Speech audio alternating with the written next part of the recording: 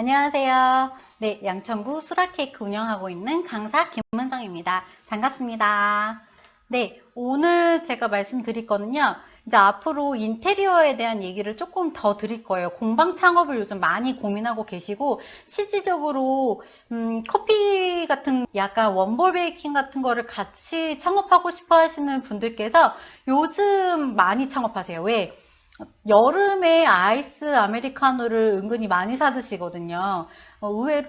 여름에 커피 음료가 예를 들어서 100잔이 팔린다면 겨울에는 아무래도 그냥 나가고 싶어 하지 않아서 맥심을 타 먹는다거나 칸으로 타 드시는 경우는 많지만 직장분들도 밖에 나가서 점심을 먹고 돌아오는 길에 얼음 시원하게 들어가 있는 커피를 드시고 싶어 하셔서 실질적으로 음료 업계에서는 6월부터 더워지는 8월까지를 극성수기로 보고 있고, 저만 해도 다른 날은 커피를 잘 안 사 먹다가 너무 덥고 얼음이 아드득 아드득 약간 씹어 먹고 싶을 때는 커피를 사 먹잖아요. 그래서 지금 공방을 오픈하면서 음료 라인까지 고민하시는 분들은 현재 공방을 많이 알아보시고 계약하고 계신 것 같아요.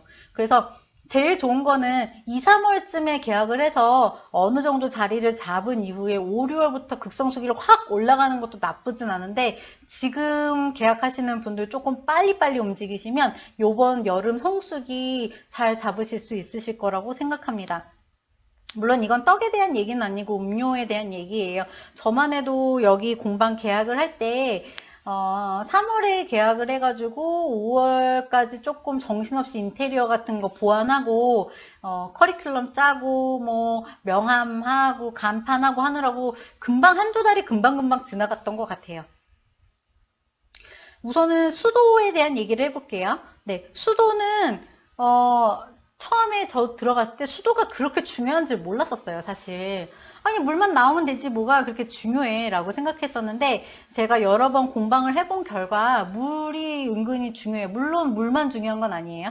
근데 만약에 수도를 생각한다면, 우선 저는 원래 과거에 공방을 했던 자리에 제가 들어간다면 우선 온수기 있는지 여부를 확인했을 것 같고요. 만약 온수기가 있다면은 온수기를 나한테 주고 갈 수 있는지 내가 새로 온수기를 사야 되는지를 물어봤을 것 같아요.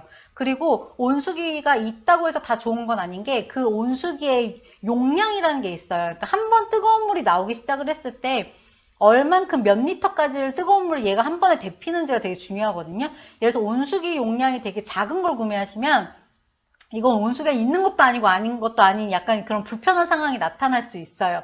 예를 들어서 설거지를 한참 하고 있는데 갑자기 찬물만 나오는 거예요. 그래서 그 뜨거운 물이 데펴지는 시간까지 또 기다렸다가 다시 뜨거운 물이 나오기 시작하면 다시 설거지를 하고 이제 이런 게 여름에는 별로 문제가 되지 않는데 겨울이 넘어가면은 설거지 시간이 생각보다 많이 잡아먹을 수 있어요. 나중에는 내가 이제 어느 정도 동네에서 인지도가 생기게 되면 주문량이라든지 수업량이 늘 수밖에 없거든요. 근데 그렇게 늘어났을 때 설거지 한 텀 수업이 끝나고 그 다음 수업으로 넘어갈 때 같은 기구를 사용해야 할 때 이게 조금 불편할 수 있어요. 그래서 온수기가 있는지 여부랑 그 다음에 온수기의 용량은 어느 정도 되는지 그거 확인해 보시면 좋으실 것 같아요.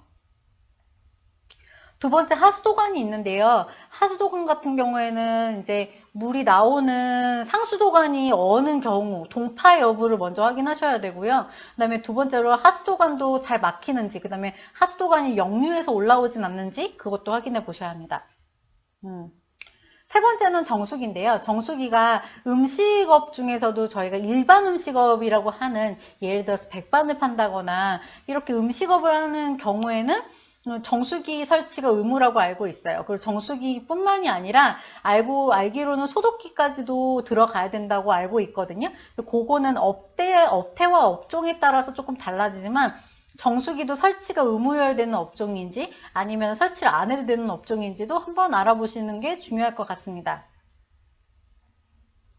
그 다음에 물수압세기가 있어요. 물수압이 졸졸졸졸졸졸 나오면 진짜 힘들거든요. 특히 여름에도 냄새가 나니까 빨리빨리 이제 설거지를 해주는 게 좋은데 물수압이 되게 낮을 경우에 특히 이제 2층이나 3층 상가로 들어가실 경우에는 물수압이 위에서 위로 올라와야 되는 거라서 물수압이 약할 수 있습니다. 그럴 때는 수압을 다시 끌어올려주는 그 공사가 따로 있는 걸로 알아요. 그래서 여러분들이 이제 상가를 알아보러 갔을 때 물수압도 어느 정도 센지, 그리고 내가 물수압을 다시 끌어올리는 공사를 해야 되는지 그것까지 확인하셔야 됩니다. 예를 들어서 이게 모두가 다 안 되어 있다고 전제를 해봤을 경우에 물수압을 올리는 거, 그 다음에 동파되면 겨울에 장사를 못하는 거 고민하셔야 되고, 정수기를 설치해야 되는지 아닌지 의무사항인지 아닌지 확인하는데, 저 같은 경우도 이온수기를 하나 들여놨어요. 그래서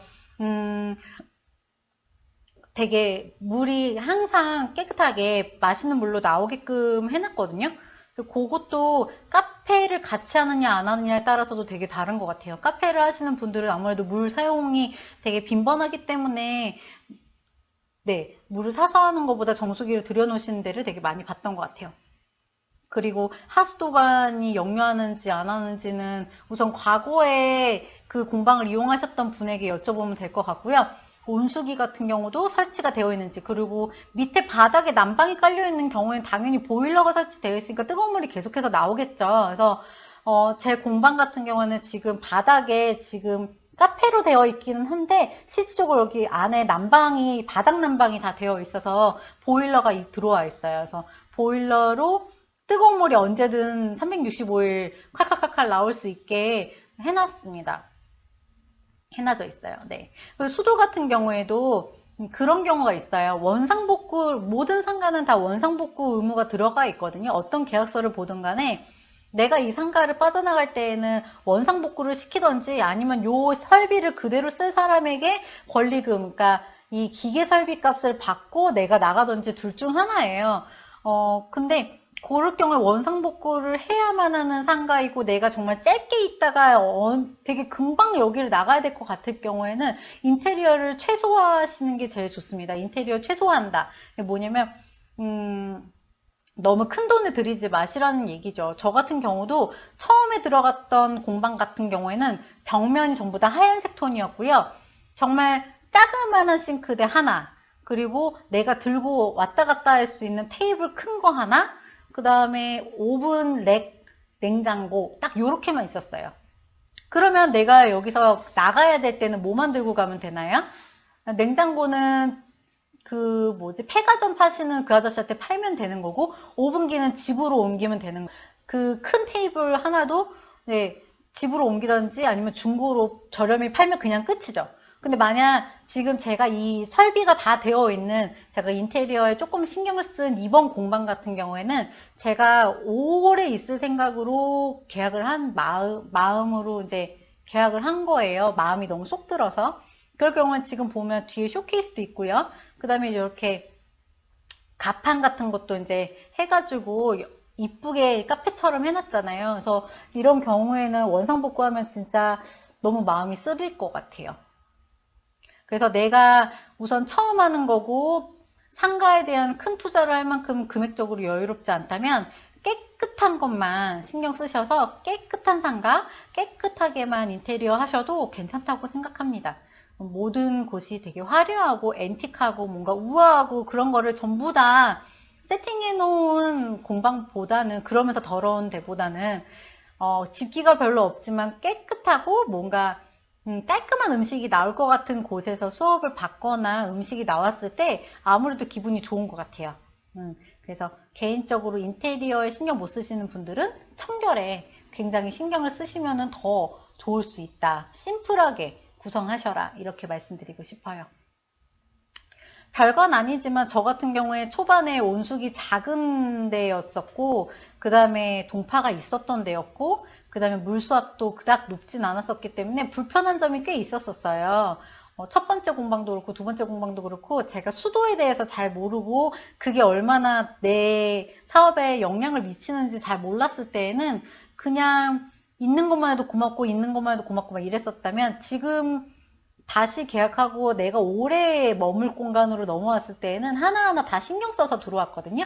여러분들께서도 내가 어떤 이 공방을 내가 한번 연습 삼아 해보고 다른 큰 공방으로 넘어갈 건지, 아니면 내가 여기서 주로 할 건지, 그 주로 한다면 어떤 수업을 할 건지, 내가 버터크림 플라워 케이크로 창업을 할 거라면 웬만하면 식기세척기를 넣으시는 게 좋아요. 이렇게 뜨거운 물로 버터를 확 녹여가지고 깨끗하게 샥 닦아주면 정말 좋거든요. 근데 앙금 같은 경우에는 실제 식기세척기까지는 필요하진 않고 그냥 따뜻하고 미지근한 물만 꾸준히 잘만 나와준다면 세척이 어려운 편은 아니에요. 그래서 내가 어떤 클래스를 열 거고 어떤 걸 중심으로 할 거고 그거의 성분이 어떻게 세척해야 되게 깨끗하게 닦이는지에 따라서 수도는 조금 신경을 써보시면 좋으실 것 같습니다. 네, 오늘은 수도에 대한 얘기를 했고요. 다음 챕터에서는 제가 전기 시설에 대해서 얘기해 드릴게요. 안녕.